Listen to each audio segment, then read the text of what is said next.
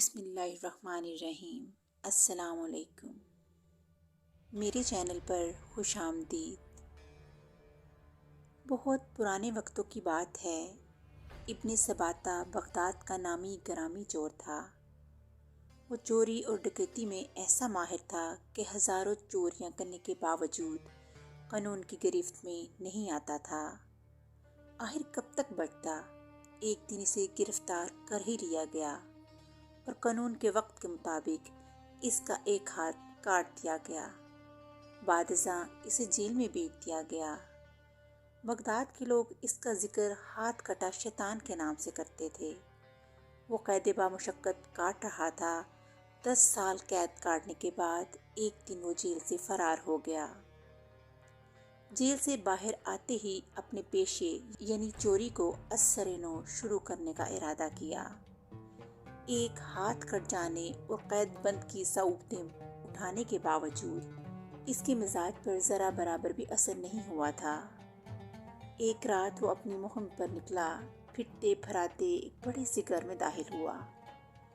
گھر کے احاطے کے چاروں طرف کمرے تھے اور ایک بڑے کمرے میں گیا جہاں کھجور کے پتوں کی چٹائی بچھی ہوئی تھی۔ جائے نماز، ایک تکیہ اور چند ٹوپیاں رکھی ہوئی تھیں۔ دوسری طرف پشمینہ کے چند تھان، شالیں اور کپڑوں کے تھان لوار سی حالت میں پڑے تھے۔ بغداد کے چور نے چادر بچھا کر اس کے اوپر تھان رکھے اور ایک گٹھری بنائی۔ اس کو باندھنے کی کوشش کرنے لگا، لیکن ایک ہاتھ نہ ہونے کی وجہ سے اس سے گرا نہیں لگ رہی تھی۔ وہ ہانپتا ہوا بیٹھ گیا۔ عین اسی وقت ایک ضعیف شخص کمرے میں داخل ہوا۔ سباتہ کو گٹھری بناتا دیکھ کر کہا، بھائی، یہ کام تم کسی کی مدد کے بغیر نہیں کر سکتے، میں تمہاری مدد کرتا ہوں۔ سباتہ نے اسے اپنے ساتھ ملا کر کپڑوں کی 2 گٹھریاں بنائیں۔ بڑی گٹھری ضعیف شخص نے اپنے سر پر رکھ لی اور چھوٹی اور کم وزن گٹھری سباتہ کو دیکھ کر کہا، تمہارا ہاتھ نہیں ہے، اس لیے تم کم وزن اٹھاؤ اور جہاں کہو گے میں اسے پہنچا دوں گا۔ سباتہ اپنے ٹھکانے کی طرف چل پڑا۔ راستے میں ایک جگہ چڑھائی کی وجہ سے ضعیف شخص کو بڑی دقت پیش آئی۔ ٹھوکر لگی اور گٹھری سمیت نیچے گر گیا۔ سباتہ نے غصے میں گالیاں بکیں اور اس کی کمر پر ایک زوردار لات رسید کی۔ ضعیف شخص جوں توں کھڑا ہوا اور کمزوری کی وجہ سے گرنے کی معافی مانگی۔ ابن سباتہ نے طاقت کے زوم میں دوبارہ بڑی گٹھری عمر رسیدہ شخص کے سر پر رکھ دی اور سفر دوبارہ شروع کیا۔ چلتے چلتے وہ ایک کھنڈر میں جا پہنچے جو بغداد کے چور کی پناہ گاہ تھی۔ پھر ابن سباتہ نے بزرگ سے کہا کہ دیکھو، پہلی چوری کرنے میں پہنچا تھا اور تم بعد میں آئے تھے، لہٰذا یہ تمام چوری کا مال میرا ہوا اور تمہیں مجھ جیسا سردار پورے بغداد میں نہیں ملے گا، لہٰذا آج سے تم میرے شاگرد ہوئے۔ بزرگ شخص نے ادب و احترام سے عرض کیا، بھائی، یہ تمام مال تمہیں مبارک ہو۔ افسوس میں تمہاری کوئی خدمت نہیں کر سکا، بلکہ اپنی کمزوری کی وجہ سے تمہارے لیے پریشانی کا باعث بنا، جس کے لیے میں معافی چاہتا ہوں اور رخصتی کی اجازت چاہتا ہوں۔ خدا حافظ کہہ کر وہ شہر کی جانب چل پڑا۔ دوسری طرف ابن سباتہ کے دل و دماغ اور ضمیر کو اپنے ساتھی کے حسن سلوک نے جھنجھوڑ کے رکھ دیا تھا اور ضمیر کی خلش نے اسے بے چین کر دیا۔ صبح ہوتے ہی بغداد کا چور اس رات کے ساتھی اجنبی چور کی تلاش میں نکلا تاکہ اپنے گزشتہ رات کے سلوک کی معافی مانگ سکے۔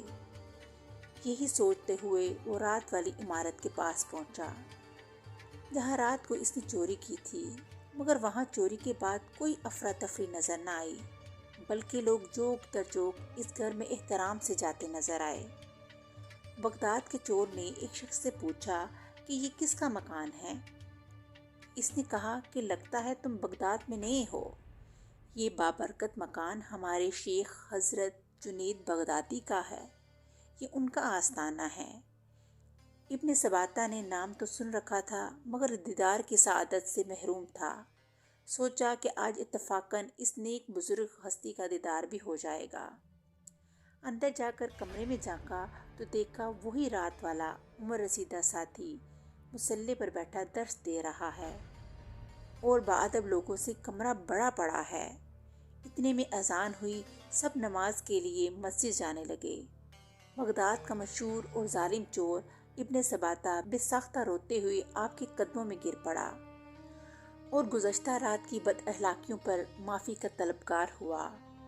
شیخ جنید بغدادی نے اسے زمین سے اٹھا کر اپنے گلے سے لگا لیا اور مسکراتے ہوئے بولے، در توبہ ابھی بھی کھلا ہے۔